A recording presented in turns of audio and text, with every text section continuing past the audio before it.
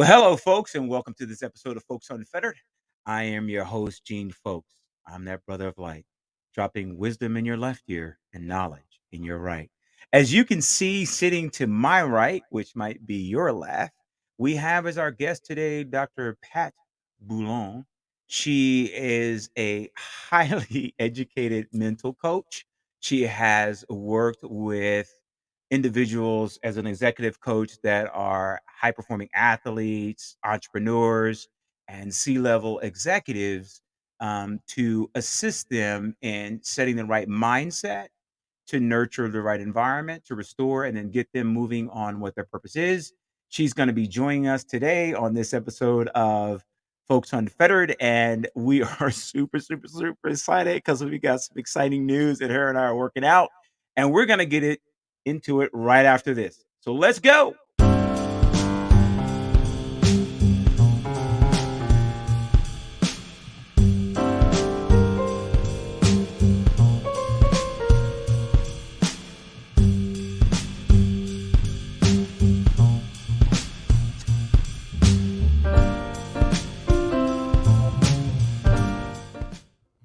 Well, folks, as I mentioned at the top of the show, as we get right into it, we are excited. You guys hear me say excited all the time, but because I'm sitting with Dr. Pat Boulogne, we actually, and if I mispronounce your name, Dr. Pat, you can correct me, please. Perfect. We are super excited because I could only give you just a little bit of her background. Dr. Pat Boulogne holds degrees as a DC, CCSP, AP, CFMP, which hopefully she will explain all those things to us. She is has her own health team network where results matter, which is the topic of this episode. And Dr. Pat and I are going to discuss those strategies. Some of the did I mention she's also a best-selling author, an international author and speaker? So she assists with functional medicine and life strategies. She's helped hundreds of executives and entrepreneurs in being performing at their best. So, Dr. Pat, welcome to the program. I know you and I had some chats because I had a little technical difficulty at the top of the show. This is what happens whenever I self-produce. So we want to get right into it. Tell the audience who you are, your background, and how they can benefit from a conversation with you today. Well, I am I always thought I was going to retire. So I always say that I'm semi-retired, but can't remember the last time I had a day off, so to speak. And what I do is, I really, people always ask me, like why I do what I do and why I'm still doing it. And I've been a doctor for over 3.5 decades. I love to see people thrive. I love to see people excel, and I love to see people have the best of everything, their health, their mind, and any aspect of their wellness. And there's a real simple, this is a lot, well, it's a lot simpler than what it seems to look like, because health is a challenge for a lot of people. But there's a simple pathway to take that is safer, quicker, and with simpler solutions. And Mhm, that's what, who I am, and that's what I offer, and bringing it down to back the basics and foundational to know where to begin that health journey and to where to look for the glitches, in mhm, your life, and and how to repair those so that they're mhm, not interfering with you or success, or interfering with your career, your relationships, and or the rest of your life. mhm. Wow. So, so let me ask you a question. You caught me catching a break. So in your mind, what is a high performing mindset? That's one of the questions I want to ask you. As an expert in this area, given your education and background, whenever you are engaging a client and you start out and they say, "Well, doc, what's a high performing mindset?" So what exactly is a high performing mindset? You don't let anything stop you. Your level of persistence, Mhm, if it was a keyword that you would look at persistence and solution driven. mm, And because we can't let, it's just like you can't, things happen around you all the time. It's mhm, how you respond to them, and it's how you assimilate them. mhm, And if you have a different, easier, better way to do that, then you can find solutions a lot faster. So you're not sitting in the mud thinking like, how did I get here? here and how do we get out of here? And how do I do it in the most efficient way that's not Mhm. going to cost me, extra molecules for no apparent reason at all? Like you can see the end of the tunnel, you just don't know how in the heck you're going to get there. And the light's not going up as you crawl closer to it or walking closer to it.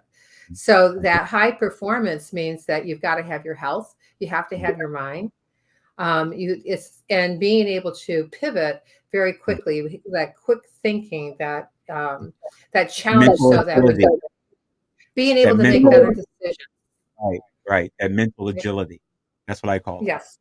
Hmm. Right, Yep. exactly. So what do you find, before we get into the benefits of a high performance mindset, as you, act as an executive coach and you advise, people that want to perform, at their best, what do you find are some of the, typical obstacles to them being able to do that? Because it looks like you're taking a holistic approach to the overall person, which aligns with what we try to do here at Folks Unfettered, which is we try to look at those, those, at the opening when we say it's hard to hear the truth with so many people talking, and we discuss those things, those external variables that have, an effect, either positive or negative, on the internal person. Like you may have someone that wants to be a high performer, but maybe there's some external factors that are limiting them from doing that.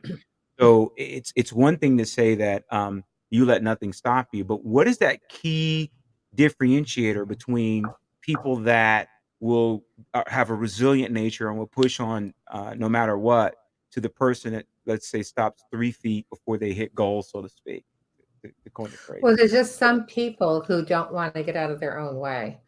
Mhm, They sometimes they keep on going out of their own way to be in their own way, mhm, and there's people who hold on to things that are from their childhood that no mhm, longer serve them. mhm, Um, whether it's relationships, whether it's like certain values, mhm, or that this is the way my grandmother always did it, so this is the way I'm going to do it today. Um, and then, it's just like some people, and looking at that, for me, I look at when I'm listening in between the lines. mhm, I'm listening for things that happened in their childhood or something that keeps on, it's repetitious for them. Like every time I get to this level of success, I get mhm, fired, mhm, or I want to mhm, change my job. I get bored really quickly. mhm, And it's like, well, why is that? What are you hitting the wall with? And mhm. and what is similar to that to every other pattern in your life? Whether That's it it. was in grade school, whether it was in high school. And if you can discover exactly where that comes from, then you Mhm, can cap it and take the emotional take off of it. Because everything that mhm, happens to us emotionally like that gets mhm, inputted into the body and it settles in your weakest link. And mhm, if you can take that and you can mute it and you mhm, can encourage it to perform better so that you're not that reactive to those things, because if we could, you're thinking, well, that doesn't relate to that, but it does right, in how your body responds to it. And it's just right, discovering what that is and piecing it out. But that's one of the things I see perpetually. It's in very common in male, female, it doesn't matter. And mhm, in that, that feedback in that, and mhm, it even, I had an executive in California one time that just was really struggling in her personal relationship. And so I mhm. asked her how she was doing in her business relationships. And what she discovered is they were very parallel to each Oh, other. wow, And very and so interesting. where she was finding that she was having, backlash or that hitting the wall part at Mhm, work, she was hitting the wall part at the same time in her own in personal relationships, and not just in her marriage, but also with other people. And when mhm, we got past that, figured that out, and pieced that back together, she ended up, being promoted and going to a different aspect of where she was working. She was working with NASA at the time. She was brilliant. She's like really wow, brilliant. right, right, Um, right. She's like, this is the person that made sure the spaceships didn't blow up going up or down. right. Wow. But she was such a normal, like, person when she Mhm, wasn't on as in that role. And mhm, and so it's just like that dichotomy of those parallel things happening. She didn't ever put the two and two together before. And when we did that, we found and discovered what was the source of that and where she got that first. paradigm that this Mhm. is how it's supposed to be. So therefore, we got to make sure this happens because she's an Mhm. overachiever, A-type personality. And when she realized it didn't have to happen that way, you could still have it, Right. not have to kill yourself in order to do it. In That order to was that was the light with the light going on that day was beautiful. right. Oh, I get that. Wow. That's pretty fascinating, and that also gives a testament to the level of individuals that you work with. What do you and not to just give you a list of questions, but something that you mentioned and I saw when I was researching you and your background is that you actually and something that's for me personally, I believe in, but you actually relate that to how it affects our physical well-being. Right? Mhm. Would you care to expand on that? Like how, Sure. our internal attitudes and how we grew up and how we were raised and some of the stuff you and I were talking about off camera, but Mhm. how it also affects our physical well-being. Well, basically, there's 3 ways that people get sick. Mhm, And, in first to define health is health, for me, I always say that health is being at your best mind, mind, body, soul, physically, mentally, emotionally, spiritually, and financially. mhm, And Webster's dictionary or Merriam-Webster's dictionary says is your organs function 100% of the time, but you don't know that. There's no mhm. way you know that until you have a Right, crisis or you right. start having way too many symptoms that just are not going away and for way too long. You Right. know, and then the World Health Organization said it's not merely the absence of disease or infirmities, and Mhm, everybody's entitled to it. That's their most recent definition. mhm, And the thing is that when people don't experience, or that health, and they mhm, don't know that, you first have to have the understanding. So the three mm, components to why people get sick primarily are traumas, mhm, toxins, mm, and thoughts. mm, And so thoughts can undo anything you do to take care of the trauma, which can even start at childbirth. 9 out of 10 children who are born has some type of cervical damage from the birthing process. Then there's mm, things that we do, like, your kids, I mean, watch your kids' backpacks. How you like, do you sleep on the couch? Do you carry groceries? Are you constantly, bending over? I right. recently saw a woman shuffling, Mm, and I was visiting my brother, and this woman was shuffling, and I said, "You're mhm, never allowed to look like that." That's what I said to him. mhm. But she would take 2 sips and have to look up because she could only look at the floor. Her head was too heavy Oh, for her anymore. wow. So not Wow. having that physical stance is a huge thing. Right, right. You know, and then the toxins would relate to anything from like the air that you breathe, the water you drink, the food that Mhm, you eat, to the chemicals that you use and that you have the ability and have the access to, mhm, and that you can breathe in, and also, gardening chemicals too. I mean, mhm. there's the cleaning ones and also the Right, outside right, ones. right. And if you're looking at those chemtrails across the sky, in like they just stay there, they never go away. When I was a kid, those trails would dissipate. It almost looked like they would roll Mm, up right after mm, the plane went by. right. So there's a lot. We have a lot of environmental toxins. In fact, in 2010, the CDC put out Mhm. a publication that said out of 2,500 participants across the United States, every person had 212 chemicals that they were testing for, Wow, 100% in their blood and their urine. wow, I wow. at that year, I was in Boston. I lived on Cape Cod, so I had warm ocean breezes. We didn't Right, have a lot of pollution, but when I was up right. in Boston, I really noticed a huge difference in Mhm, how people looked, what they looked like when they were going. I worked in the financial district when mhm, I was up there and lived in the financial district. So I mhm. went from having ocean and sand to having concrete. And Concrete. it was That's right, right. it's an interesting, like 180. Mhm. And then talking to people, sometimes people really, to me, even saying hello to them, they weren't home. Right. And they Oh, weren't, I get it. you ask Right, them to pivot, they would say, "What does that mean?" Like, can you mhm, go to the right instead of the left? right. And, and that was pretty prevalent too, especially when 9/11 happened, Mm, and the whole downtown Boston shut down. mhm, It was really an interesting time. But in looking at what people do for their health and how it gets internalized, mhm, that's one of the ways people get sick and they don't even know they're getting sick. They don't mhm, know the little mhm, signs and symptoms, which I sometimes jokingly, or fondly call Grim Reaper syndrome, because mhm, there's symptoms that come in that we don't pay attention to. mhm, Um, and then And when you're looking at like, well, how do I take all those definitions and how do I take all that and what do I do with it? What Mhm. I've done is I created 5 pillars of health that talks to like, how do you piece that up? Right. So it's like Right. it's a puzzle. So one of the puzzle pieces would be proper nutrition and proper diet. That would be one Mhm. piece. Another piece would be proper exercise because if you don't move, you're going to die. You have to That's move. that's And right. exercise, is for excuse me, for sleep.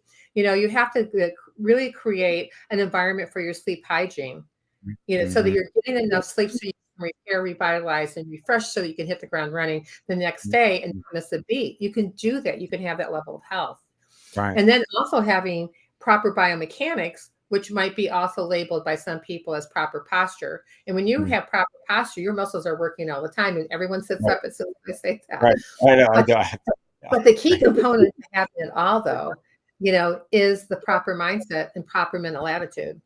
And Mhm. if you take the wellness initiatives that I just spoke about, you can have Mhm. a lot of success in a lot of different areas of your Mhm. life throughout your whole life. You're going to age well, and Right. have a balance and a harmony and, Right. making good decisions, and the energy that you need in order Mhm. to do your daily life. And that Mhm. takes, responsibility and accountability on that participants, who Mhm. wants to have that. It's like Mhm. driving a Ferrari or Mhm. driving a jalopy. I Mhm. said that to somebody one time, and they were so offended. And I Right. said, "What are you driving?" So I decided to add in like a Mustang or a Right. Lexus, Right. or, a Jeep, whatever it is that, you like to drive, that's your favorite car. Um, but those high maintenance cars are just like our bodies. We need to dump money into them, and we need to do it and Mhm. do it in a wise way so that all of a Mhm. sudden you don't have some bill. I mean, when I had a Mercedes, it cost me a Mhm. minimum of I know. $500 Yeah. to go into Yeah. the Yeah. just to bring it in for service.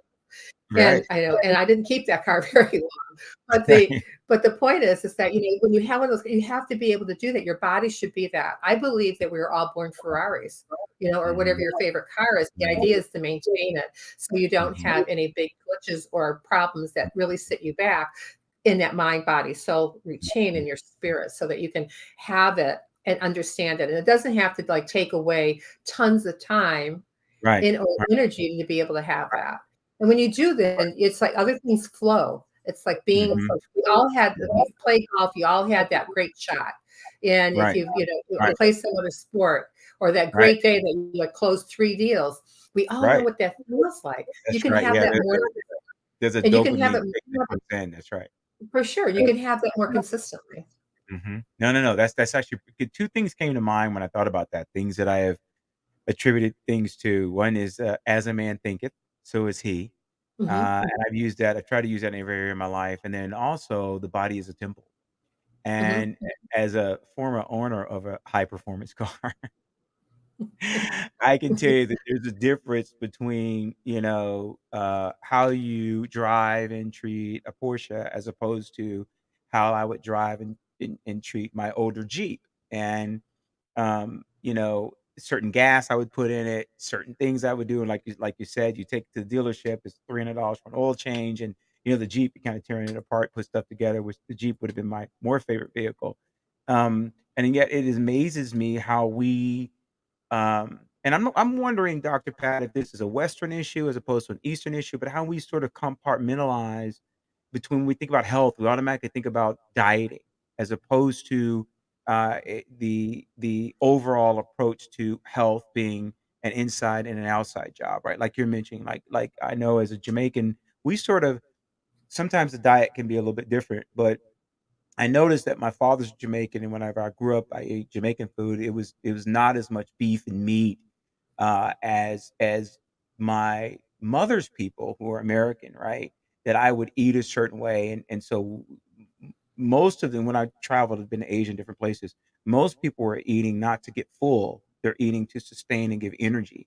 That there's certain foods and herbs that they actually will partake of that like my father would make all these teas. It's all I want to keep my blood pressure low, or I need my blood flowing a little bit better, and so he would do these different herbs for that. Which for us, we turn to pharmaceuticals in a way, which is pretty interesting. And what do you say to that? That we to those that believe that um, that our lifestyle has no. I think research shows that our lifestyle does have an impact on our daily lives. But what do you say to us in the West that believe that without getting on that hamster wheel and working the 70, 80, 90 hours a week and getting very little sleep and we'll put trying to meet a deadline over our mental and physical health, that it has no effect on us. What do you say to those that think that, well, pharmaceuticals can solve that issue? Well, the thing is, pharmaceuticals are synthetic and they're Mhm, not natural, and your mhm, body recognizes them as that. Like, take, for mhm, instance, margarine. mhm, Margarine has a different, it looks just like the configuration chemically for butter, but there's a trans or cis ah, bond in that configuration that's different. One's carcinogenic and the other mm. one's natural. Butter's natural. Which Margarine isn't. carcinogenic is the thing that causes cancer. I'm sorry, Or what? if you get polyps around it. If you're talking about a carcinogen, you get polyps around it. That's cancer. That's cancerous or Not all can polyps are cancerous. Some of them are right, benign. But right. but when you're looking at, um, when you're looking at like what you're putting in your Mhm. body understands natural. It doesn't understand synthetic. And Gotcha. so pharmaceuticals, all pharmaceuticals initially were from alternative natural Mhm, resources. mhm, And mhm. so one of the reasons why I know that is because I used to speak with a gentleman who was at Harvard, who was my neighbor. He was in cancer research, Oh, wow. so I would find things and I would email him and go like, hey, Mhm. look at this. You should check this out. Right. This isolates tumors. So when tumors, it's like if you can isolate the blood flow to it, it can, choke the tumor off. Mhm. And I said it'd be interesting to see how like that could be useful moving forward in research. So every once in a while I'd run into him and one of his uh, fellows that had won some level of money from the NIH. And I go, what are you guys working on now? And he would say, it's okay. She gets it. You can tell her. And it won't be over her head. But it Mhm. was, I always found it really fascinating that, when people have an opportunity to choose, like we already know that all additives that are in foods, many of Mhm. them are carcinogenic. And a lot of them, what the pharmaceutical and the food industry people do is they keep on changing the name of them so you don't know which one's what. And so you Got always have to right. go in and look at your ingredients. That's one of the things I do with clients. They hate me for it at first, Mhm, but I mhm. have them. We look at ingredients. If you don't know what an ingredient was, I don't care if you can't say it. It doesn't matter Mhm. to me at all. What matters to me is what the side effect of that ingredient Right, is. right, And just start keeping a tally. Open the Excel sheet and put it on the Excel sheet and say right, side effect of like sodium dioxide or whatever, right, right, and there might not be any, and you can just leave a check that it passes, right, inspection. But it's right. important to be able to go back and be able to understand what you're putting in your mouth because you have total control of what goes into your mouth. Mhm. If you damage the intestinal tract, then food leaches out into the bloodstream way too soon, and it has to go to the liver for the Uh, liver to be able to handle that food. And right. so you start setting yourself up for an autoimmune disease because your body's not, it doesn't have the enzymes breaking down the right foods at the right places along the intestinal tract. Everything doesn't happen in one place. Mhm. If that's the Wow. case, it'd be like an atomic bomb going off. Right. But it happens, gradually through and there's certain things that are absorbed in certain places. Proteins more absorbed in the larger intestinal tract, more towards the end than in the stomach. But the Mhm. magic happens for those nutrients being absorbed in the small intestine. So it's important to be able to have that. So when you're talking, like 8 years ago, 5 years ago, if you said leaky gut, people would tell you you're crazy. Well, we've been Mhm. for 15, 20 years because Mm. if you damage that lining, it's only one layer thick, food does leak out. And when the Mhm. liver can't handle the toxins anymore, so they can end up getting them to the toilet either by the larger intestinal tract or by the kidneys to the bladder into the toilet, then what Right. happens is they get recycled. And when the liver gets overwhelmed and doesn't know what to do with the stuff, and its infinite Mm. wisdom, it stores them in blood, brain, bone, and fat. And Ah, so wow. Right. That's where, when you're looking at like, and where's your stress come? If you're highly stressed, like what happens then? And like Right. it's, everything goes to hell in a handbasket. It's, Right.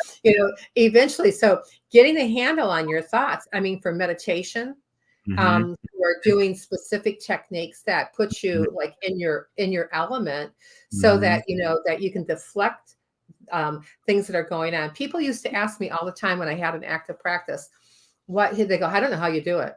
And they go, what time do you get here? I used to get in my office around 7:30, 7:45, Right. as I Right. had everybody and their brother on Cape Cod going to Boston to go work. Mhm. And Mhm. so I would see them, adjust them, and get them going so that they could make the bus, and go up there because nobody in their right mind drove up there unless they were leaving, or Right. something. But it was always a big mess traffic wise.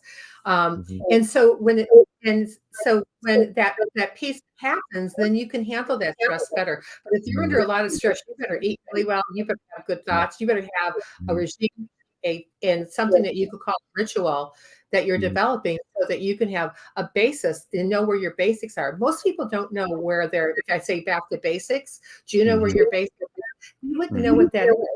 Mhm. And so True. knowing where you're like, like what is it that what I can do and what I can't do. Mhm. Can I go out and eat fried food?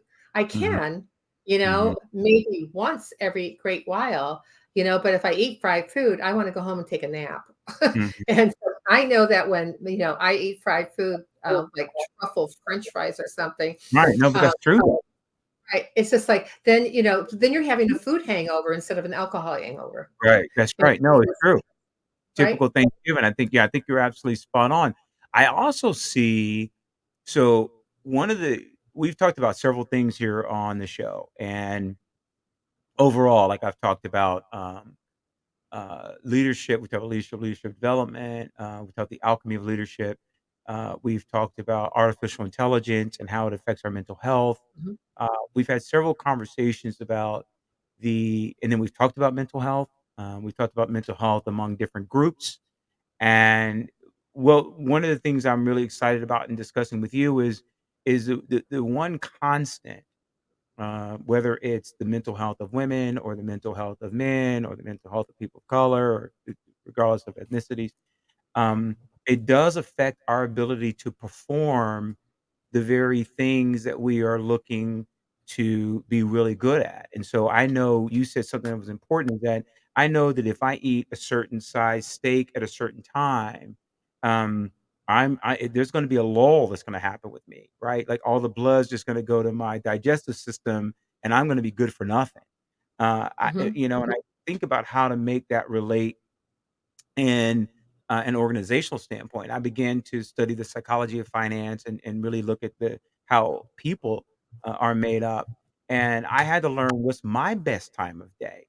So normally I'll schedule things around 10 a.m. because that's my most productive time of day, right? Even though I'm mhm. up at 5:45, I had to realize that I'm at my optimal best at 10, between 10 and like, sometimes I go to 1, 2 o'clock in the morning, but um, between 10 and like 2 or 3 o'clock. And so I begin to say, well, if that's true for me, then perhaps I need to ask other people what's their best time of day. And especially given when I was an investment banker and I was trying to talk to someone about their finances, I didn't want to get them when they were, you know, otherwise engaged. You know what I mean? Like they're dealing with Mhm. stomach issues and or other issues. And so I say, hey, what's your best time of day? Like, what's the best time of day to talk to you when you feel your best, when you're at your optimum? What's your best time of day? And kind of like what you're saying, I found most people didn't know. Oh, anytime's fine with me. Most people didn't really Yeah, get what I was asking them, right? mhm, Um, I find that to be interesting that you address that issue and how it can help people at an organizational standpoint to perform, which overall the organization will reach its um, profit and productivity goals if they were to focus more on what we call the soft skills and dealing with, mhm. like you said, it's like that engine. You want to make sure all the pistons are, clean of the gook and cleaned out. And I don't think that organizationally we've actually dealt with that. So you Right, well, address it that's very. why that's the why, you would like, when you're changing the spark plugs, at 60,000 miles on the average car, Mhm. it's just like if you look at yourself, like, what do I need to do to change my spark plugs when I'm Yeah. 60? Mhm. And it's just like, what am I eating? So like that, you take your car in for, every 6,000 miles or something like that. And so it's every 6,000 miles, like you're checking everything, Mhm. and you would check that every, like, so many days in your business, you check that, but nobody checks their health. They Right, just expect it to be there. right. And a lot of people are really surprised. I read a stat like 10 years ago or something. This Mm. is an old stat, but it proves a point that 75% of men don't know that they have heart disease until they have their heart attack and die. Wow, And wow. that's not from me. That's from the American Heart Association. Right, And right. I thought, wow, that's huge. That's scary. Because a lot of people just don't pay. They think, oh, it's something else, Mhm, and they fluff it off, or like, oh, mhm. or somebody said to me, my, parents, we have heart disease or we have diabetes in our family. It's genetic. And I said, well, if you keep on eating like your parents do, you're going to have it. 'Cause That's right. you Yeah, right, right, got to change the input. right. It's Yeah, just you're like gonna putting yeah, in, your body needs premium gasoline, right, and premium right. food, and you're feeding it, like, whatever, You kerosene. avoid those genetic markers. Right, yeah, Right. exactly. Right, But, yeah, I'll exactly. tell you something interesting, and one of the reasons that really interests me in, like, high performance, types Mhm, of foods is mhm. that I knew the Kenyan runners, Ah, and that when the Kenyan runners used to run, on I used to see them on Cape Cod, and my girlfriend used to house them. mhm, And I said, "I wanna meet them." Well, I would meet them anyway because I was working the event, but I'd only mhm. see them not sweating after they just got done running in 85-degree weather, when Wow, they're breezing by me and I'm telling them what tent to go to, medical tent to right. go to. 'Cause I Wow, used to work a lot of triage. I'm the Boston Marathon in that. wow. But I was always amazed that they even did their body regulated so well to the heat, and they trained in high altitudes and all these things like that.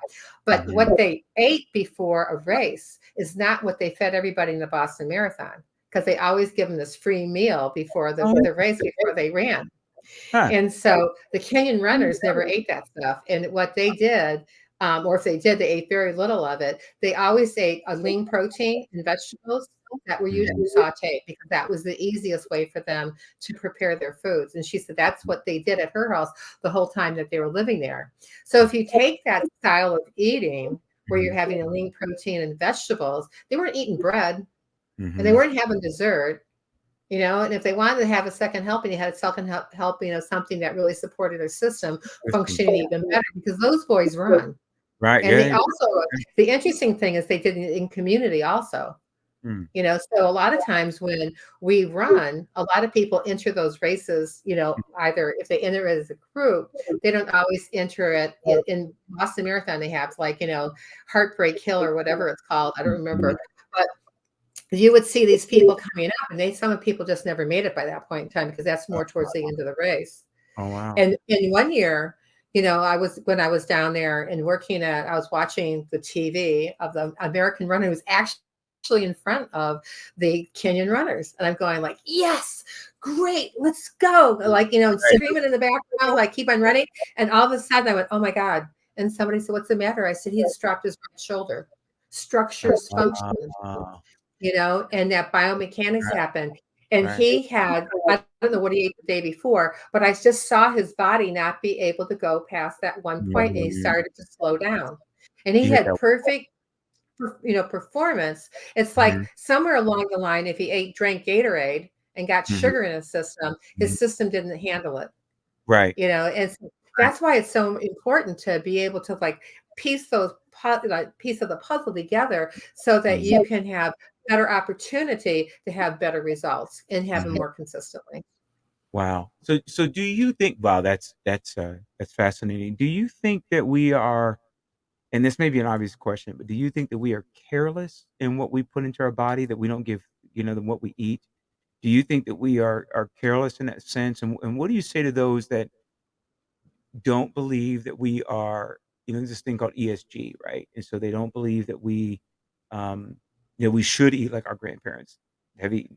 Um, that my grandfather did steak and potatoes and smoked a pack of cigarettes every day and drank whiskey, 2 or 3 times a week.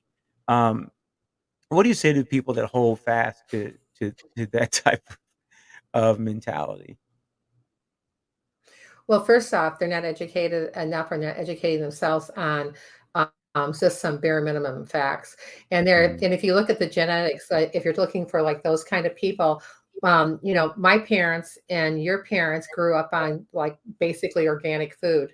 They didn't start Mhm. inducing chemicals that they were spraying on, and just before harvest, by the way, is when they spray Mhm. like the Monsanto type thing, and those pesticides, and they don't go away. I mean, you're Mhm. eating them, That's and right. and pesticides and like heavy metals, a lot of them have a lot of heavy metals in it, are getting Mhm. absorbed in your body very readily. It goes right through the intestinal wall of that one cell layer, and it Wow. makes for a larger gap.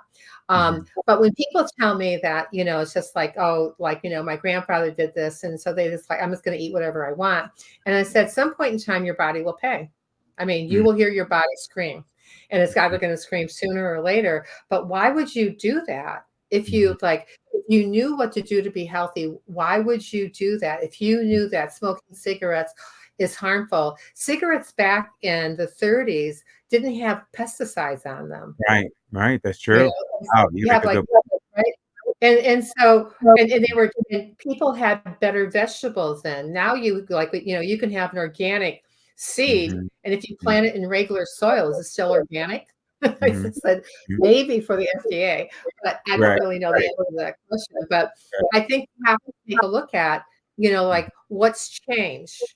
Mhm. It's just like when like right now I have this supersized water Oh, here, wow. I you know, know, and I'm and gonna get I'm drinking a I ginger ale. You probably can't see it 'cause of oh the goodness gracious, graphic, you know, yeah. but, the ginger ale I have to has plug changed them. even too, I have to plug them, but right? Canada Dry ginger ale, there we go. Yeah, it's At least you green, admit it. link out on yeah, yeah. Well, there's a part ginger is really good for people to take, Mhm, not necessarily mhm. that way, but, No, because not this way, no, it's the wrong way. it Good calms the food. fetus, and Right. it helps prevent seafood poisoning. That's Mhm. why you see it with sushi. And Oh, that's right, it's right, in you're Chi I'm a right. Chinese doctor also, so it's Oh, okay, and okay. that's one of the big things about ginger, and it's hot. Yeah, So yeah, if there's yeah, I love other that. if there's Yeah. bugs in your food, you're Also helps likely with going inflammation. to cook them. Right, also helps with inflammation. Right. Ginger and it helps with inflammation because I grew up where we would boil ginger to make ginger tea, and it's funny because I'm drinking this, I wasn't a big coffee drinker, I was a big tea drinker, whether it was green tea or some other tea, Mhm. um, because that was easier on my stomach. Because I noticed that coffee was diuretic and it would really, if I drank too many cups, it would really mess with my system, and so it's It's interesting also because I very always acidic. acidic, that's right, and I Yeah. also Yeah. find it very interesting having lived in Texas for 22 years that I was a beef and potato kinda guy, right? And I would always find myself to be, um I would feel sluggish, like, after I ate a meal, um, and I wasn't a big alcohol drinker, I think just because of my genetic makeup, I don't process alcohol very well, Mhm. so I just don't Mhm. drink it all anymore because I didn't like how it made me felt, plus I have control issues, I don't like to be out of control. Even though I was 10 years in the military, I was more likely the designated driver. Um, and then 2, I just don't see any for me, mentally, there's no benefit to it. Now, I'm not saying there's nothing wrong with having an old fashioned or a glass of wine or something of that nature, but for me, I find that sometimes I get itchy is that weird? Mhm. I wasn't a big beer drinker. My body would just respond in a very different way, and so I realized I couldn't really process Mhm. it. Not that I've been diagnosed because I haven't, but I just couldn't really process it in a way that there's some guys and people that they can really handle their alcohol, it doesn't seem to phase them, but for me, I mean, it's a knockout. So, I Mhm. made the decision as I sort of gotten older to say, I'm just gonna avoid and then it causes inflammation, and it can help with arthritis, and, so there's some other stuff. So I just decided to make some Course, changes they like consider it a cancer producer for, in Chinese medicine, they say it creates stampede in the lower jaw. So that's like not, this is mhm, the upper, where your mhm, chest is, and then where your, basic gut is and belly button, that's the mhm, middle, and the lower jaw is more like the pelvic area. But it says they say that it creates heat in that area, and how that exhibits a lot of times when people eat it, because a lot of alcohol is so acidic. If you take a litmus paper and you put it in there for the pH paper, you can see Mhm. exactly how acidic it is. Even your drinking water a lot of times is like a pH of 5. It should really be Right, closer to a pH of 7. right. And so when you have that, like when you're talking about having that reaction and you're itching, it's Mhm, because it excites the histamine levels, and histamine levels can change. And when you have that, you can have more of an allergic kind of response to it. mhm. So you might Yeah, just have had, that epigenetic link that made you more sensitive, to that. I have, living in Boston, I have had a lot of Irish friends, mhm. and like I like to have a glass of wine or two, but they could drink me under the table anytime, Right, any right. any day of the week, and they That's could right, still, and they were highly functional. And I'm thinking like, right. I don't know, I would have died like back Oh, at the yeah, third class no, going I into go the out third to, like, glass of 3 wine. drinks, I'm just like, it's a wrap for me, you know what I mean? And Oh, for sure. but I reckon but it took me some time to recognize that in myself, and Mhm, then to adjust accordingly, and I guess that leads me to a question, is that, when you mentioned Monsanto's, mhm, and this may go into the area of, semi-conspiracy theory, and I'm sure it's too far off, but I've long suspected as you start talking about how they're trying to bioengineer foods and trying to bioengineer meat, mhm. um, and then you have a pharmaceutical company that owns an agricultural farms. That's somewhat problematic to me when you start thinking about we're a capitalistic society, and so maybe and I've talked to physicians about this before, to where they say, this should not be called the healthcare business. Our job is to make people better, and it seems like our job is to keep people sick and keep them coming back and back and back, so we can sell them more pharmaceutical medications. And so it's interesting to me that we are being every time I turn on television, there's some pill for this or some medication for that, or or something to where you need this for this, and then kind of like what you're saying. Whenever I read the side effects, I'm thinking, well, I would just rather have the disease and all the side effects because, I'm not gonna get any better with that. Do you think there's a link between, um and not to put you on the spot here, but do you think that there's Sure. a capitalistic link between, um, pharmaceutical companies owning agricultural farms and perhaps, uh, with the objective to, uh, keeping us sick? Well, Good business. there is a well-known theory in medicine, and it's called the sick model of medicine. Mhm, And so when you're sick, a lot of times people don't know why you're sick, and they mm, don't look for why you're sick. They treat the symptom, they don't treat the cause. That was one mhm, of the reasons why I became a chiropractor first, and then studied other alternative medicines, including Chinese medicine, which I have a master's and a doctorate in. Um, and but the thing is that when you ask that question, you've got to ask yourself, does that make sense? mhm. It's just like when someone's telling me that, Bill Gates, for instance, is buying up all this farmland, I go, what's the problem with that Mhm, picture? Because it's mhm, like, he can buy farmland up, but my mhm. question is, like, why Why? are you doing that? And Right. what do you want to grow on that? Mhm. um, Right. on that land, because not all land is suitable in the United States, especially. The soil is very stripped of high nutrients. I Right. thought that the laughable thing when I lived in Washington D.C. was that it said the FDA farmers market, and I went, "You got to be joking me!" Mhm. I pulled my car over Independence, and almost killed myself getting out of the car and taking a picture of that sign, because I Right. thought, I've Funny. got to use this in a post. This is Right. ridiculous. Right. That's funny. But there's so many things that are sprayed. I can remember being a kid, think about that, and you think about mosquitoes, Mhm. and Mhm. it's just like we thought it was so much fun to go run when we were camping, Mhm. in that big fog. We Mm. didn't know we were breathing in like, absolute 150% toxins while Right. we were doing that. That's right. And certainly the mosquitoes would never get into your lungs. I didn't want to go there. Right. But but it was, we no, they didn't really expose or have that transparency at the. Mhm. Mhm. So it's like even when people do, when you going down a rabbit hole, but just making a point of, Mhm. when you're talking about vaccines and medications, I want to see the fact sheet. I don't want to Right. see That's a right. summary. That's But right. if You you don't see the summary, they're only telling you what they think That's you right. should Yeah, I don't know. wanna see the summary. That's right. Yeah, That's and right. the fact sheet tells you everything you need to know. And so you're going like, "Well, why is this in there? Like, how do you use that?" A lot of things that you put on your skin, 65% of what you put on your skin is absorbed into your body. So, Mhm. when looking at labels and reading labels, why it's so important is because the word PEG means it's a petroleum-based, ingredient, and Mhm. petroleum-based ingredients pull the other ingredient in, it helps it get inside. Mhm. So, and looking at a lot of, whatever it is, whatever is in your, in your refrigerator, Mhm. in your pantry, whether it is, taking something like over the counter, you've got to even look at the inert ingredients. Some of those inert ingredients are what's called Right. the other ingredients. Right, right. When you go to look them up, you would never take, Mm. and it isn't like one dose is going to do something, but Right. taking, a supplement that has certain other ingredients in them, Mhm. like some stearates are not from natural plant-based sources, Mhm. um, can lead to bigger problems later on or after years of taking a supplement. Mhm. And so, it's like it isn't the supplement that's gonna kill you, it's the other ingredients that might have more of a negative Mhm. effect. So it's really being very mindful of, like, and honoring your body as a temple of what you're putting into it, and where was that source? You have a right to know where your food's being sourced, Absolutely. you That's know, right. That's right. and like how it's being handled.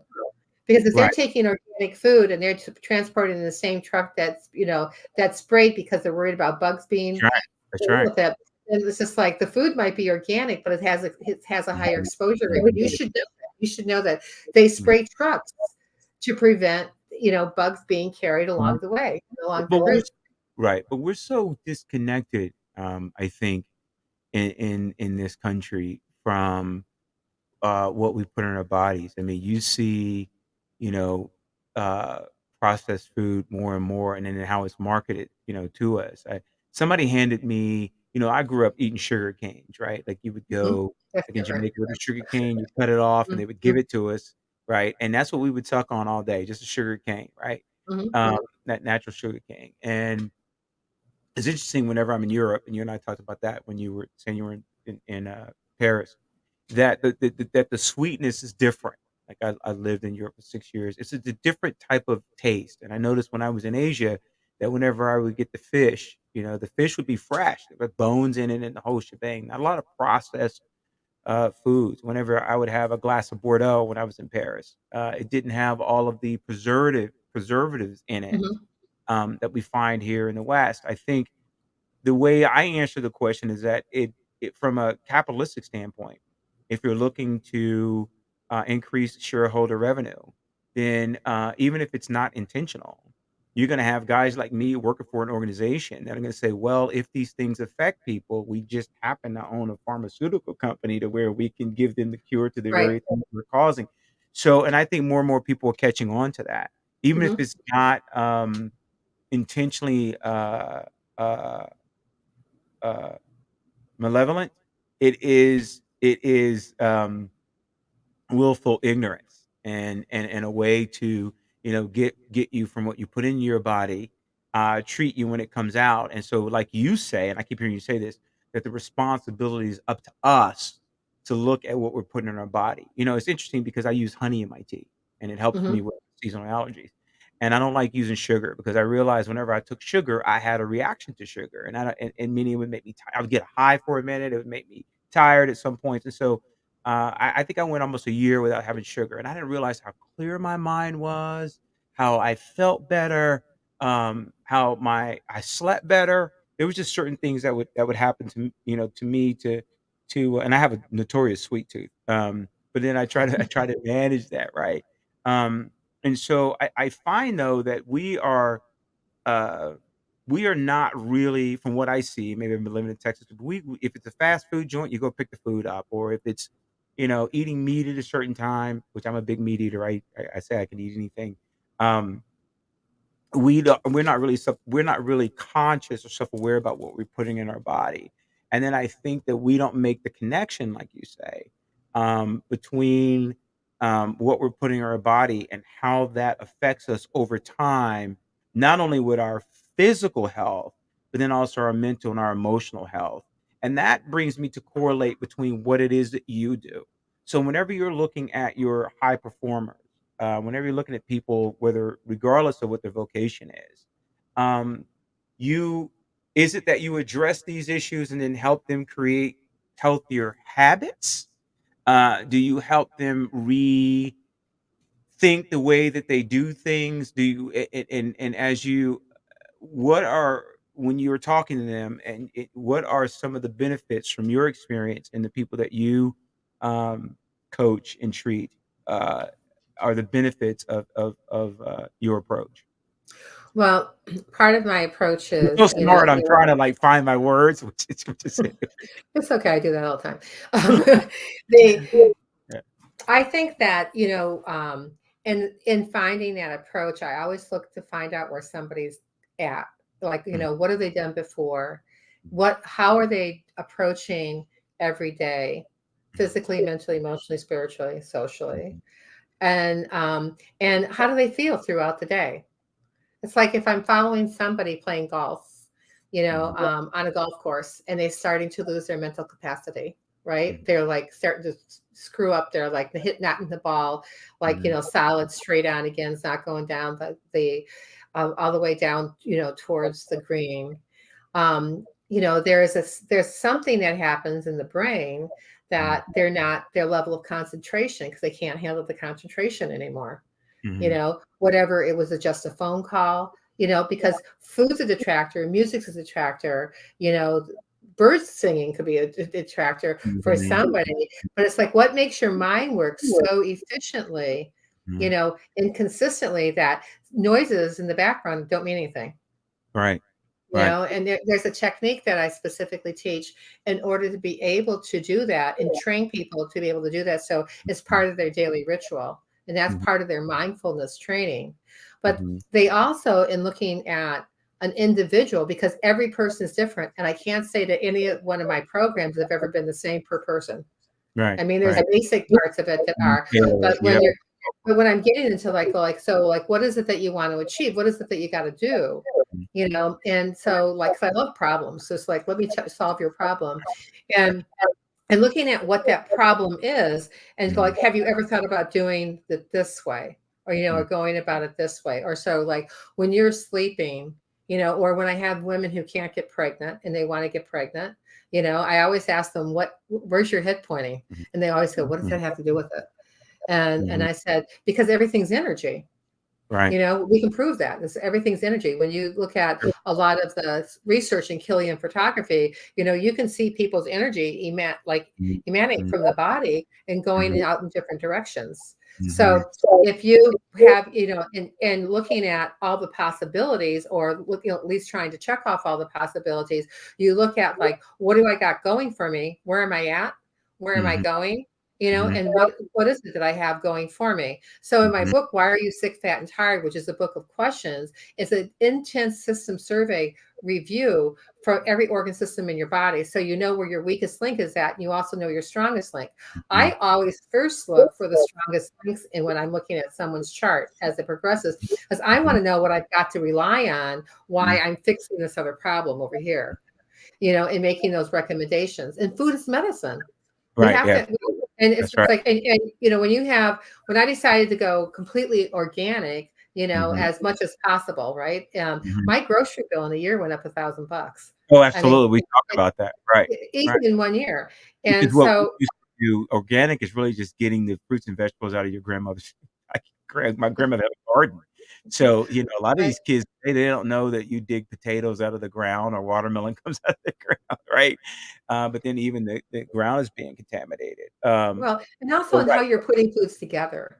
Because a that's right. lot of times when you're not putting your foods together, like you talked about being wiped out after having steak and potatoes, Mhm, it's just like, isn't like you can't have steak and potatoes, but if you're going to right, have steak and potatoes and you have so many ounces of steak right, to a certain size potato, you better right, have vegetables to back it up with. And if you right. do have a drink, you want the drink to be able to complement your food. Mhm, That's where mhm, the French part of my gene pool mhm, comes in.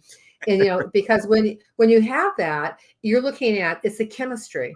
And Mhm. it's a science of like, how do I eat? So like I don't feel like I have a hangover the next day, even if I didn't have any alcohol.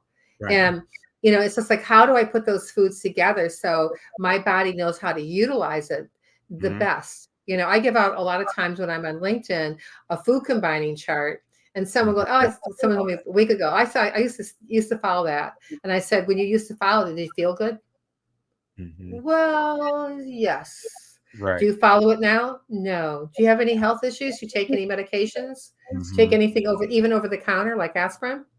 Right. You know, then you've got to take a look at where that weakest link is. You got to do what it takes to fortify it, and to foster it being more optimal and getting in that optimal alignment again. Mhm. And I then mean right, and then you can, then you can age so much better. You can think better, mhm. feel better, move better, Right, and right, go right, and ahead, reduce finish on the the things. effect that comes with aging. You mentioned something, you mentioned your first book, so let's talk about that. First, let's tell everyone where they can connect with you. I know I've connected with you on LinkedIn, and then also, your website. How can people get in contact with you that are interested in picking up what you're putting down? Well, my website is called healthteamnetwork.com. Mhm. And there's a lot of interaction, and there's ways to work with me, and there's ways to ask me questions. A matter of fact, on the opening page, you scroll down, there is a microphone. And if you tap on the microphone, you can send me a message and it'll come to my email. Oh, nice. And I will respond. Hmm, So that's a way to connect with me. I have a Facebook, business page, and Instagram and regular Facebook. But I primarily focus on being present on LinkedIn, mhm. because my father was an executive and an entrepreneur and a business owner, and he died of a heart attack, the same Oh, age I am right now. wow. And so which was devastating, not only for me, for my whole family, and for people who knew him. But the point is that, I always, anytime he did something in his businesses, I did, like, credit card, transactions for him. So Right. I was always doing something that I was involved in.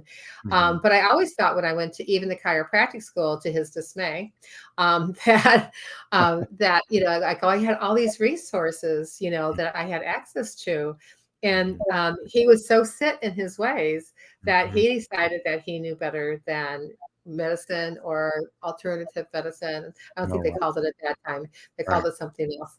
But the point is that, this, I have devoted my energy into helping executives, and Mhm. so their children don't have the same, experience that I had, Right, and especially they lose their father way too soon, right. or their mother way too soon. Right. Because that piece of the puzzle, like, like, how do you connect those components, Mhm. back together, the community, Mhm. the education, Mhm. and a plan, like what makes sense. I don't Right. ever do something I don't do myself. Right. You know, Right. that for me is a big thing, 'cause Right. somebody asks me, "Does this make sense to you?" I have Right. people who call me up, patients of mine from 30 years ago, who call me up and say, "What do you think about this?" Mhm. Mhm. Then they call me Dr. Pat. When they're being friendly, they just call me Pat. Right, right, I got you, right, yeah. They're like, That's "Dr. Pat," where and it I knew comes, the right, when doctor it comes out, I knew, I'm like, "Oh, this is gonna be a funny phone call." right. But the thing is that, paying attention to those things Mhm. that and how your body reacts. I mean, if you eat food, you can Mhm. have a reaction to food that you're eating 8 days later. Mhm. That's true. So it's really being, you have to be diligent and Mhm. mindful about, like, how you're servicing your body, Mhm.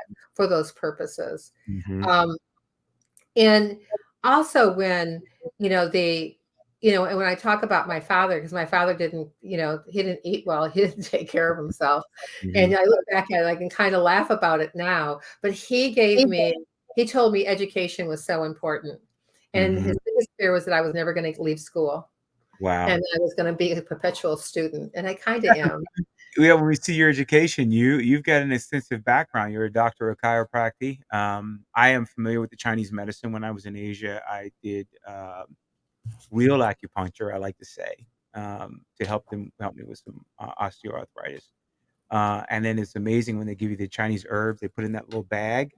Mhm. And then you make a tea out of it, and it cures everything. And then, it's Yeah. almost all natural herbs, which is kind of what we do in Jamaica. But you are also an international bestseller. Mhm.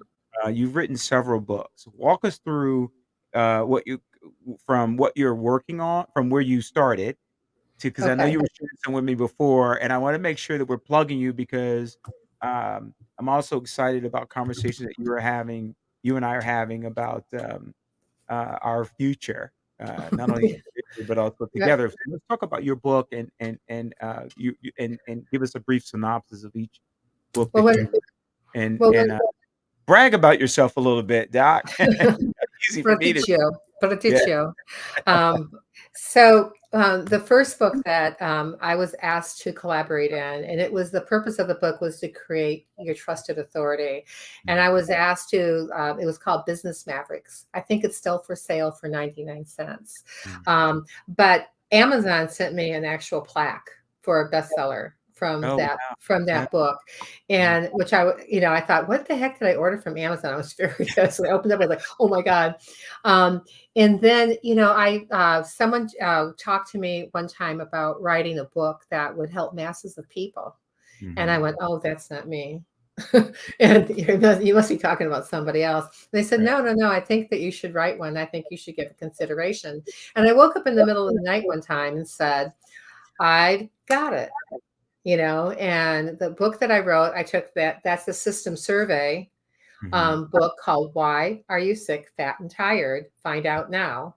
You find your weakest link and your strongest link. And it's a book Right. of questions. And there's Mhm. over 300 questions, but it doesn't take you that long to answer 300 questions. Wow. And Wow. each section is about each organ system. So it's Mhm. not one big question that goes to someplace. And what it does is it charts out where your health is at a given moment. So it's Mhm. a snapshot. And so it, Mhm. it works as a workbook, a guidebook, and an advocacy book so that you can go into your doctor and ask better questions. You Oh, only wow. get 15 minutes. You got to make those 15 minutes count. Huh. And so you can, and it's science based. It was written by scientists initially. And they were questionnaires that I took, and I decided just to make it into everyday street language because Oh. people would miss whole parts of it. And I went, Mhm. why didn't you answer that part? And they go, I didn't understand what they were asking. I went, and I Mhm. think to myself, I understand. It's got to be kidding. You don't Mhm. understand what this word Mhm. is. And so then I would reword it so they could do it. Right. And so I wrote the first version of that. And then I decided to define it better Mhm. because what I saw when I was walking around, and I sold my business on Cape Cod and moved to Boston. Mhm. And when I did that, and I'm up in Boston, I'm thinking, I'm walking around, I'm seeing all these sick people who didn't know it, people who were like, nobody's home. And Wow. I would ask people, are you okay? Nobody ever asked me what I did. I thought it was real. It's like, they're so like, not in touch and not in tune. Because I would have Right. said, well, what do you do? Why are you asking me that question? Right. Um, and I threw somebody in a cab one time and sent them to Mass General. And because I go, you look like you're going to die. You're like, they had like greasy sweat. And when I asked him some questions, he was a little bit incoherent. And Mm. so I called the cab and I said, you can either go, I go, take him to the front, to the main entrance. And he goes, Mhm. why am I going? I have a presentation to give. I said, not if you're dead, you're not. You're going to keep, I go, you have to go to the hospital first. And I saw That's him right. about 4 months later. He goes, are you the girl who threw me in the cab? He used Mm. the word, he goes, threw me in the cab. And I said, what did I go? And he said, I go, about 3 months ago? He goes, yeah. And I said, that was me. And he just said, thank you. He goes, you saved my life. And Wow. and so I just said to him, I go, you're having a heart attack, weren't you? And he said, I was. Oh, And I said, you would never survive. And if I called an ambulance for you that day, you would have not made it, you huh. know? And so, because he was like really, he was dripping greasy sweat. That's not a good sign. Yeah, right. Wow, that's Anyway, anyway.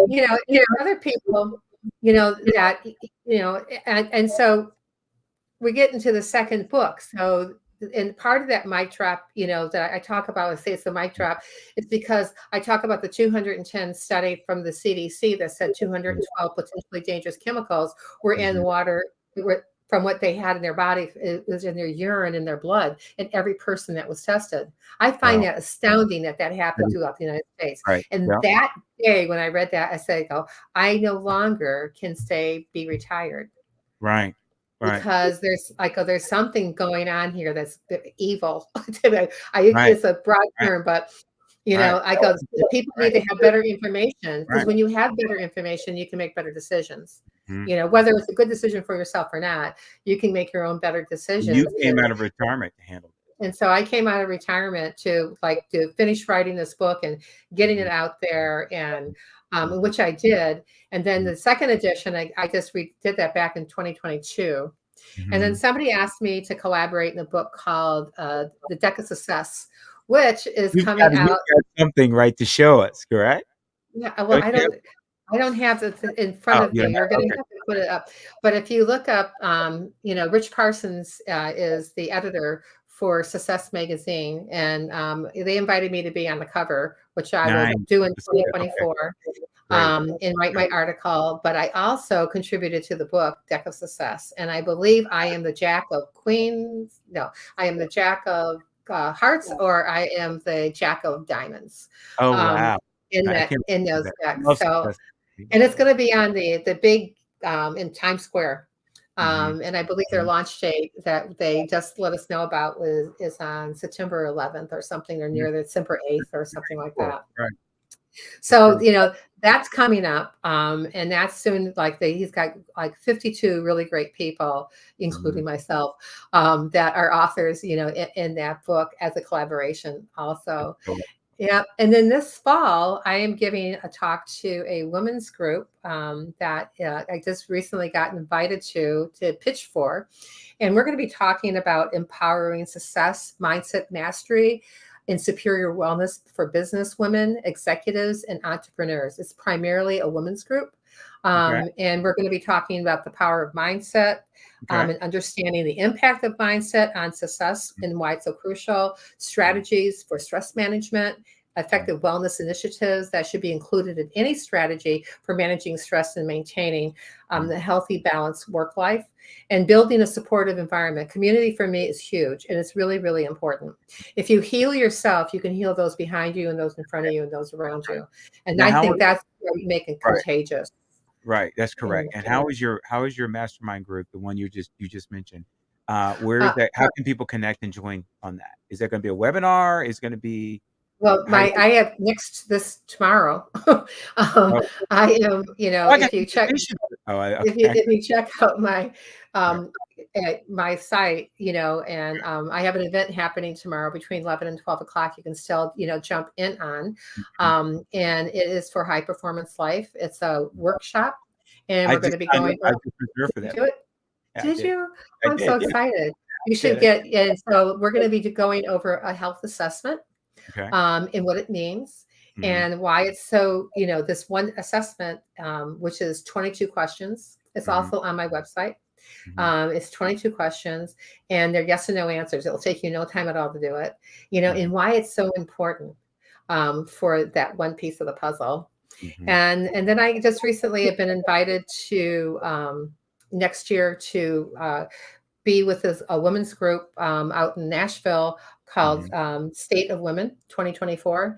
And, it says there's a very good possibility I'll be delivering a workshop that's going to be very interactive and on mindset, and, and actually, really creating that foundational balance that's so important, so that you can do whatever you want to do, Mhm.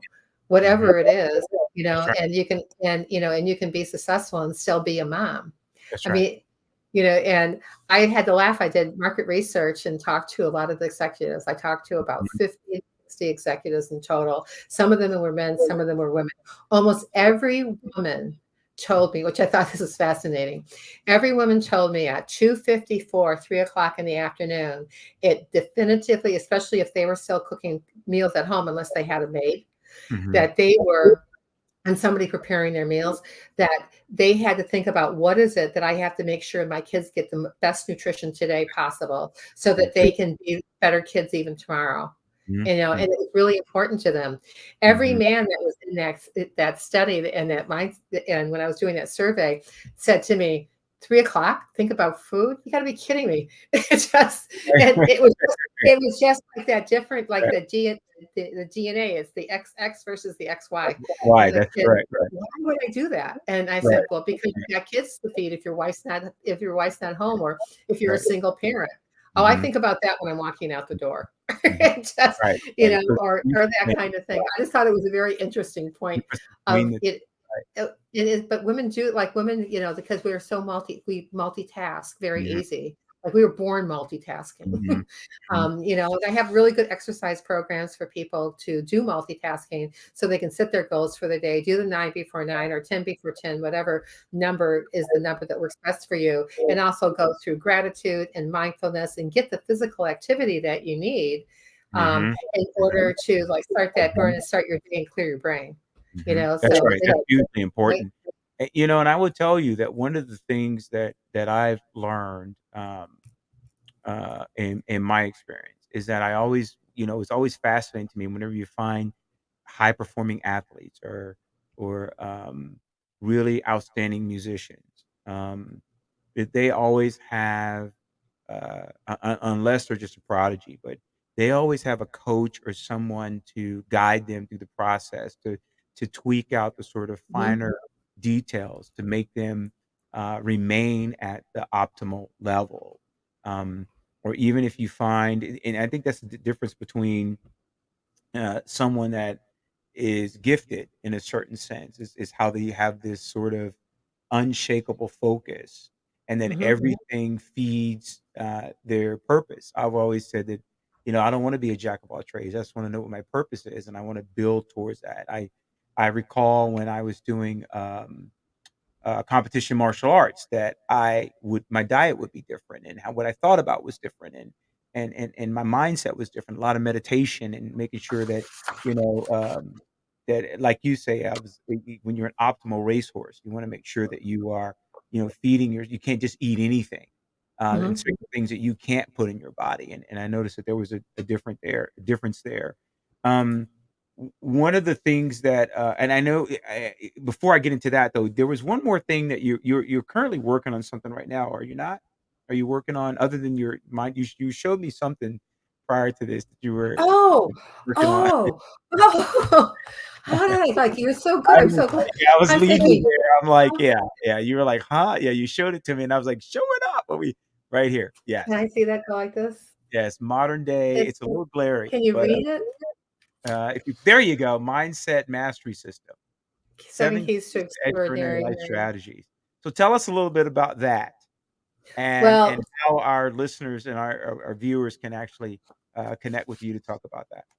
well, they can contact me. They can take time on my calendar, at Okay. meetdrpat.as.me/HTN, as in Health Team Network. Mhm. And I have to record this. This is the digital version, and I have all my notes inside here for my outline. And it's basically I don't know how long exactly going to be because I made an outline the other day and I ended Right, up having 2 pages, right, and so right. I need to consolidate and condense that down. But I'm talking on this particular piece. I wanted to make something because people think, sometimes we overuse the word mindset, Mhm, and so this piece is to, just like what's the basics? I want to know what's the mhm, nuts and bolts of mhm, mindset mhm, system that I need to do that I can start seeing a change. mhm, Like, what are those things? And mhm, what is like the educational part? And what are the three pieces of the puzzles? I always talk about community. I always talk about education, and I talk about the 5 pillars of health. mhm, But in this piece here, I really want to focus on the three brains, mhm, because the three brains, and a lot of people finally talk about them in a certain fashion. So the three brains have to do with like your primitive brain, your mammalian brain, and your conscious brain, and how Well, they that goes talk to to the each book. other, That goes to the right? book you and I were talking about. That's talk so it's the method I was telling you about. I wanna say that on camera 'cause I'm gonna plug your book. But this is gonna make me excited in reading, listening to what you're about to put on the program because it really helped me, and so, um, Uh-huh. finish your thought. Sorry, I got so excited, I didn't mean to cut you off. Yeah. Well, in the three brains, I specifically talked to, and I will be talking about that tomorrow in my Mhm. webinar workshop because I always address that, is, talking to like who gets the win? Right. Who do you let win? Do you let the lizard brain win because I'm That's telling right. you you're not good enough or That's you right. can't do it? Or That's right. like, you don't have to do this. You can do this Right. tomorrow or do it on the weekend. Right. Be a weekend warrior. Right. You That's know, right. to the mammalian brain that collects everything that's ever happened to you in your lifetime, and puts the emotional component to it. Mhm. And when Mhm. you're on the emotional component to that, then you're saying, like, is it a positive experience or a negative experience? Mhm. That's Ever right. wonder why your parents or your mother, when she's listening to some music that was her favorite music, that she Yeah. cries? Oh, It's yeah. because the mammalian brain is Mhm. picking up on that music and just tying in with the person, place, or event or a thing. Mhm. And then that's reminding her of that. They use it a lot in movies, like taking somebody from pain to pleasure. That's right. And so, Right. and it's a holy grail in marketing. I mean, it's just like that That's aspect of it's like, and so right. when you have the conscious brain and you can take and you can dictate what is being said, and yet Mhm. you have, a mind so strong that nothing can, Mhm. disturb that peace that you Mhm. have there, Mhm. then you can control, if you can control the conversation and the self-talk that you're having with the lizard brain, you That's can right. call the lizard brain. That's right. He doesn't get That's the right. win. Yeah, You that's right. know, Yeah, you he doesn't get communicate the and win focus. anymore, and you can That's right. graduate from college That's when you're he and she. Because they're thinking like, "Oh my god, I can't tell you how many times I said, right. I don't think I can do this chiropractic thing," Right. but I'm an incredibly talented chiropractor Right. for in That's adjusting. right. I have people who used to travel 2 hours just to get their neck adjusted. I went, "Are you nuts?" To me, that Mhm. was crazy, Yeah, no, when you and find that person, it becomes important. And I wanna pick up on something you said because I had lizard brain today, right? I've worked for myself since I left Merrill Lynch for probably the last 15 years. And I always tell people, entrepreneur journey is not easy. And I fire myself every day. You know what I mean? Whenever I come up with a difficult client, because I'm like you, I like to solve puzzles from an organizational standpoint. And so Mhm, it's interesting because our goals have now aligned because I realized that in order to have healthy organizations, the organisms that make up that organization have to be healthy. And so now we focus you can't be a good leader if you're not taking care of your own body. You can't be a good leader if you're not focusing on your emotional, mental. We talk about IQ and EQ and all these different things, but we don't really get to a point of where we give it a practical application, right? So mhm, you would look at someone like me that while I understand the research from a scholarly perspective, because of my background, I'm a practitioner. So you have that sort of scholar practitioner where I can go in the lab and work it, but I also know that it's not as effective unless I take it out of the lab and put it into practice to see how it works, and you can make the adjustments and tweak them as necessary. And so I think that the issue that I look at from a macro standpoint is how are we really connected in that sense, or do we compartmentalize? And a lot of times, what you and I are discussing is we do compartmentalize between working. You can't work 60, 80 hours a week and say you got to sleep, get healthy sleep. I've heard people brag about, oh, I only get 2 or 3 hours of sleep. And I always tell people that I am a recovering workaholic, right? That sounds great, but I put myself in the hospital a couple of times when I mhm, shouldn't have. And then I realized that once I was able to get more balance in my life, um, then and I was drinking a lot of the energy drinks and all the wrong things I shouldn't have, and I actually thank God for my genetics because I can only handle it for so long. Then I had to take a look at, well, is this worth me killing myself over? And so I intentionally started, pulling myself back, which initially my performance slumped. But until I got into a nice rhythm, I realized I had more sustained energy. I had higher focus, and then I was able to be more effective whenever I would perform. And I found that to be very important when I started working for myself because you're gonna be faced with lizard brain by the time you get up in the morning every day, and you have to mhm, kind of control that beast, to get him to be quiet so that you can, especially when you have people that are depending on you that work for you. Then you say, okay, well, I have to, I do not afford myself the luxury to give in to that attitude. But it also takes your type of approach more than just a mindset. But it is a mindset, but then there's also healthy habits to support it. And I notice that whenever I'm doing those things that are healthier for me, I'm able to manage stress more effectively, Mhm. right? Oh, Than when I'm yeah. in unhealthy habits. And so it's really exciting because I know you and I have been trying to connect for some time, and I'm really excited about the possibility of collaborating with you in the future. And I know I told you I was going to tell you I was going to say this once we got on air, but because I am looking to, you know, y- to be frank, you and I talked about this, and our nation's very sick. We're just very, very sick right now. I think that undiagnosed and diagnosed mental health is concerning. I think that people are angry, and I think that all of that anger energy causes us to become sickly. I think that we're turning to the wrong solutions, whether that's pharmaceutical or processed foods, or I was watching political commentary yesterday where we were talking about the fentanyl and opioid crisis, Mhm. and how that is really affecting our community. We have mental health issues in, specifically teenage girls, young women that are, committing suicide. They're high. Suicide's high among our younger people. That just becomes, we have to look at the root cause of what's happening, right? That we have.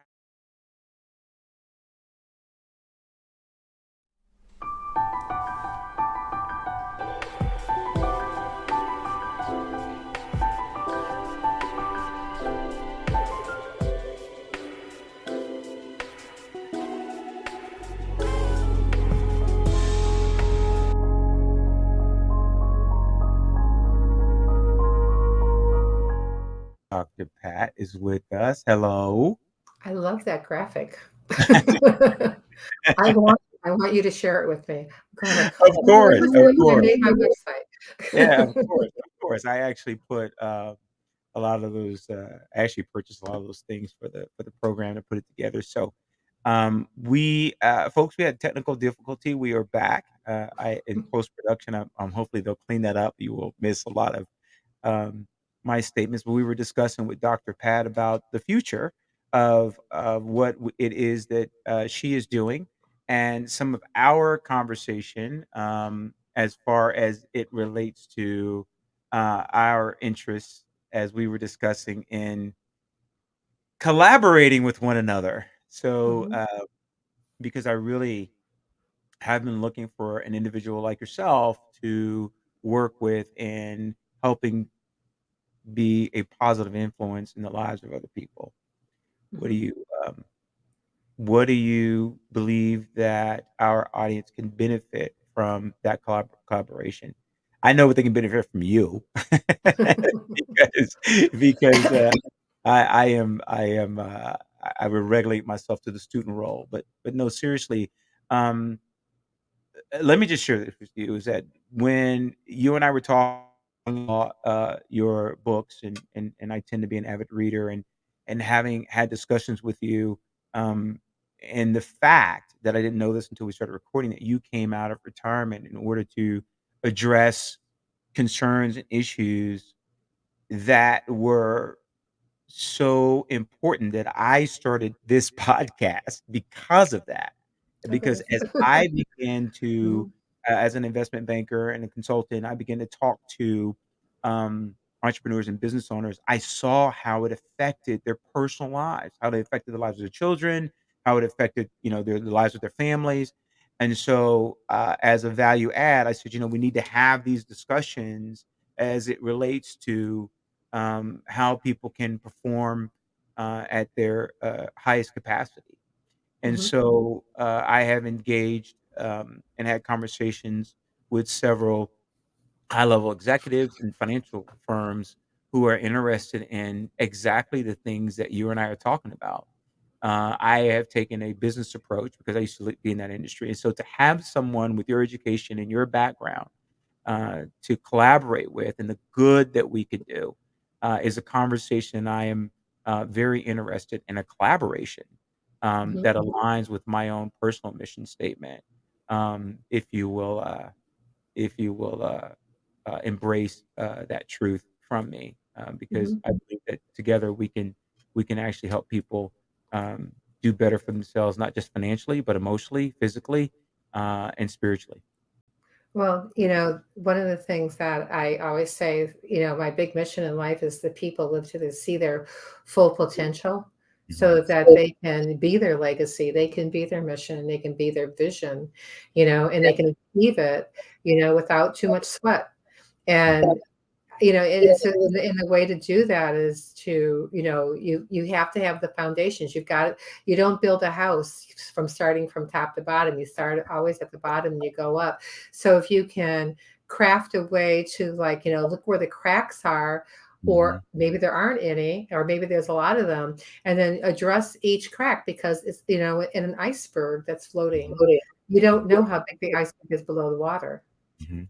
That was unfortunate for the Titanic, which, sliced off, end up sinking, right?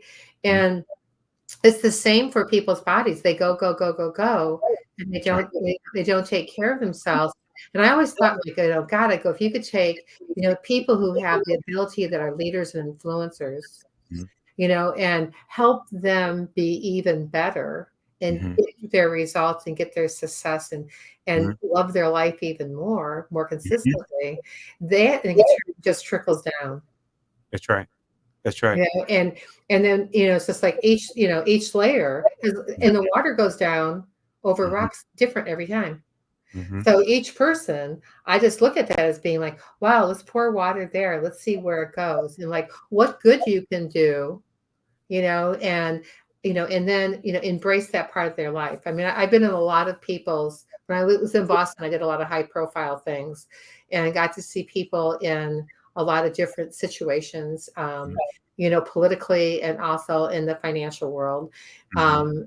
in their financial district, and had a lot of exposure to, really driven people, and it was really exciting, Right. but a lot of them burnt out Right. Exactly right. because they didn't have anything foundationally to Right. put together, and they didn't That's have the right. glue in it, That's right. and the ones that did were people who were like fastidious in taking care of their health, and Mhm. then in their nutrition.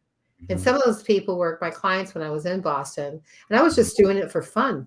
And just having, like, hey, can we meet for, buy for lunch? I just, I want to know something, that I think that the answer to. And Isn't that you know, always the way, though? Isn't that always the way that you do stuff for fun? That's so crazy, yeah, and it it is. turns out to be your passion. And it is fun. And the other fun part, for me, Mhm. is being able to. I was recently with a bunch of aspiring actresses and actors, Mhm. in models in Mhm. Florida during Memorial Day weekend. Mhm. And the woman who was the vice president of this company was having a meltdown because everybody who she's been training to do their dialogues couldn't do their dialogues. She goes, they're Right. not ready.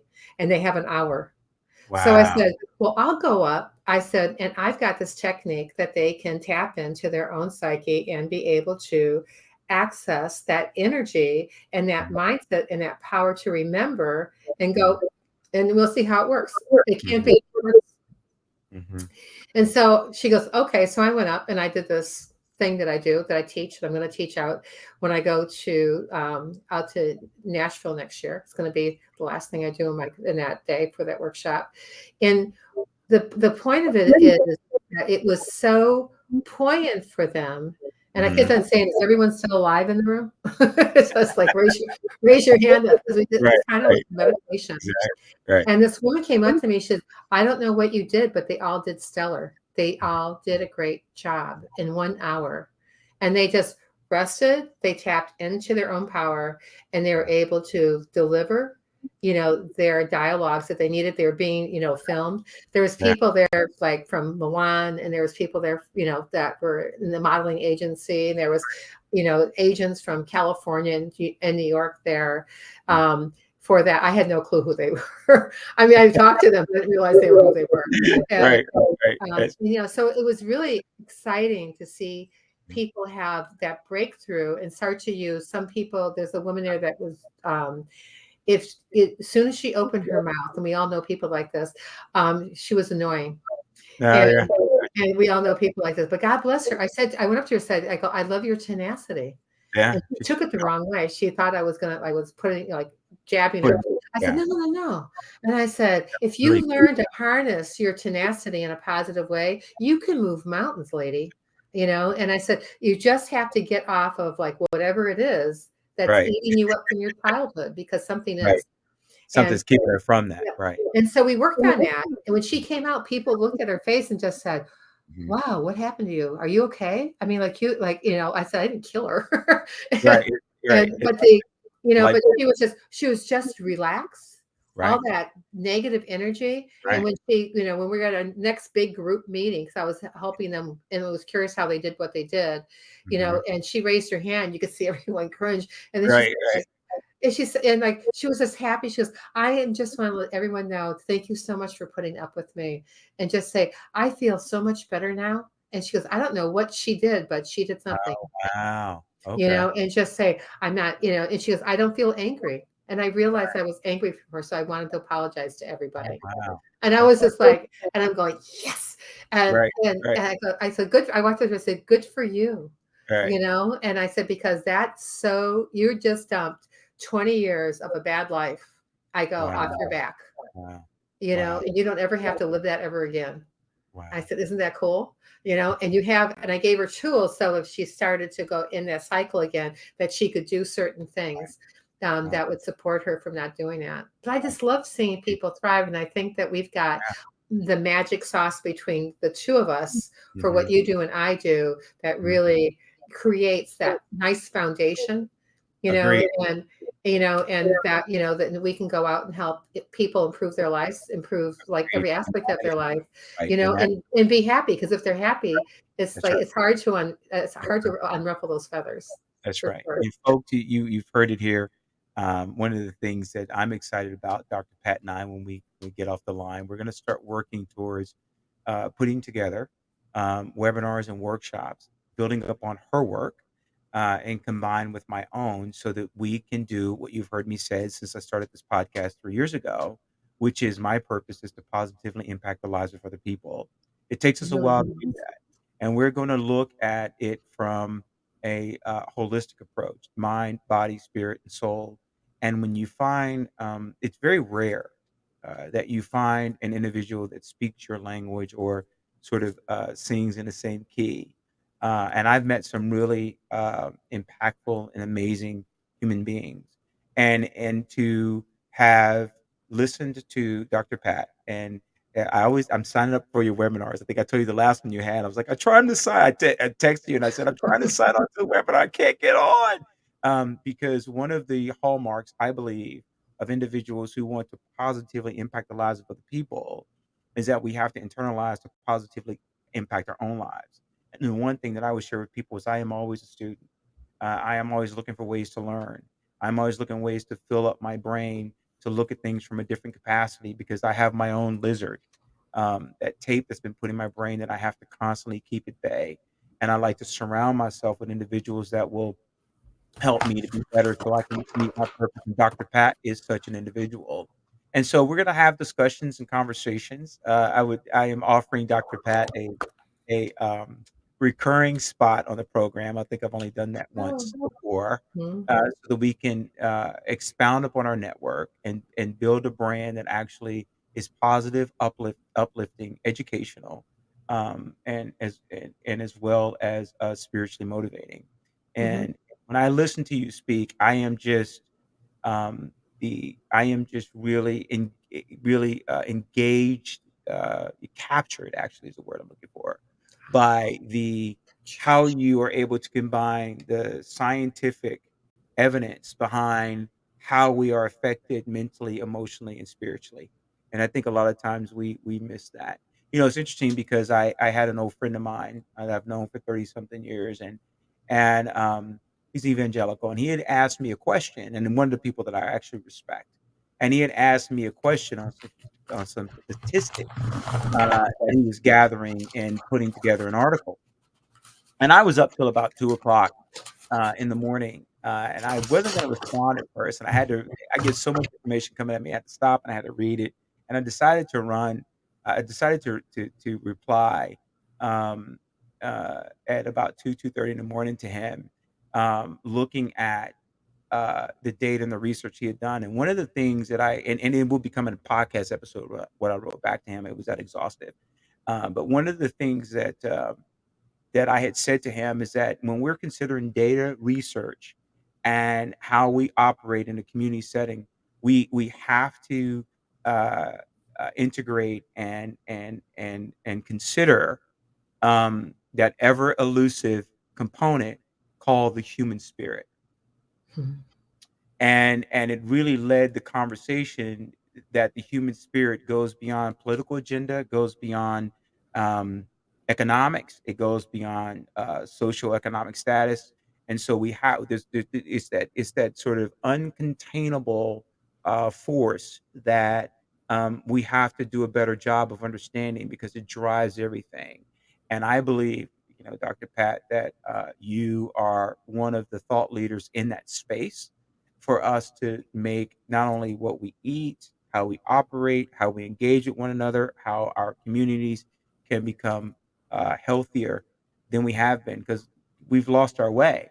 And so hopefully we can find our way back. And with your help, um, and hopefully my help, that you and I can be a force to be reckoned with to bring just common sense to a world that seems to have lost it in a way. Well, common sense is, sometimes they say that you can't learn common sense, but I think that everybody is a genius. And Mhm. if you can feed the genius within everybody, you can make big changes. That's right. Whether you're feeding them a thought, feeding them actual food, you Mhm. know, and you're feeding them an opportunity to have similar or like goals Mhm. that make sense, that are not driven by, Profit. other Right. pieces of the puzzle that might or might not work. But I think that there's a lot of potential for some really big change. And yeah, I'm really glad to be part of this mission with you. Yeah, that's It's awesome. like, Me too. Me too. it's like Yeah. I love challenges. Yeah. So Yeah, I know. we've got a challenge, no We got doubt a about challenge that. ahead of us, and I'm gonna, and folks, I'm going to provide all the links to Dr. Pat's social media links. I'm gonna put up on in the description of the podcast. We're gonna share. She's having a webinar tomorrow, and so if you are a woman entrepreneur, please catch Dr. Pat and all of the wisdom and knowledge that she's going to be sharing with you to help you do better for yourselves. And then I'm also going to create all those links with you so that you can connect with Dr. Pat either with her directly, set time on her calendar, or you can connect with her through the show, which I will have links to our email and how to contact us. And then so you know that what's coming from Dr. Pat and I is that we are going to put our heads together and come up with a way to make your lives better, to not only for the mission that she has undertaken for several decades, but also the purpose and passion of the team here at Folks Unfettered, where we like to speak freely. And I just want to thank you, Dr. Pat. I know I've had some glitches along the way for joining me on this episode. If you would be so kind, we would love to have you. I know your schedule is hectic. You do podcasts and television programs. But I would like to, and we'll talk about this off air, but I'd like to set up an ongoing schedule with you where we can have this Mhm. conversation. But I believe that if we collaborate, then there's a way that we can do it in a way to where we can marshal those individuals in our audience in a way to where they can take advantage of our specific skill sets to do better for themselves. We've got some interesting things, folks, in the pipeline. Dr. Pat, it is such a pleasure to have had this conversation with you. Um, as You're unscripted welcome. as it is, I'm really glad to see somebody else has the same kind of electronic problems I have. Oh, yeah. I know, right? It's so funny because it's always I had this issue with the dear friend I was telling you about, and, like, his whole episode just got deleted. Once I sent it to production team, they were like, "This is completely unusable, you have to do it again," and he was traveling with his family, and he was doing some different stuff. I felt like his series was so important that and he was so gracious to stay in there with me. It's always every guest we have on the program is important, but there's just certain people that stand out to me that um that I find that the higher impact that they will have on the lives of other people all of a sudden we have technical challenges. Well, So I'm I like, was con I was there's a convinced that the last time that, you're being monitored. oh, So, I know, right, exactly. People are like, "Shut it down, shut it down, shut it down." I'm like, "No, we're gonna keep going, keep going, keep going." So, I'm yeah, really, really excited, and Dr. Pat, thank you for your time today. I look forward to our future conversations, and I look forward to the work that you and I are gonna commit ourselves to. Um, you have really been a gracious guest. And once again, they can catch you tomorrow, right? You're having your tomorrow. webinar, and those times I are put the link in our chat, so you can perfect. grab it. If you Awesome, grab I it will right grab it. now, you'll be able to get that's the Eventbrite. Okay, Um, that's awesome. and it's Okay. just I had an electronic problem with that for 3 days, so Oh, but it's working right now, so I don't know what it is about me and electronics, but right, I know. Normally, everything runs smooth, so I would it's really, probably really would be exciting. a a good candidate to go back in time to turn of the century, the 1900s. Oh, right, yeah, no, And, no way. that would Yeah, probably is the time when there weren't too many of those things going around. But I love the challenge, and oh, I yeah. would, Yeah, and well, I, I love the idea of joining forces with you absolutely. and like, changing the world. Shake it Yeah, up. why not? Let's go One shake person it at up. a time. Let's shake it Yep. up, let's do it. Folks, thank you Right. for joining us here on Folks on Federer. Thank you, Dr. Pat, and then as always, I'm that brother of light, dropping wisdom in your left ear and knowledge in your right. You guys have a good day.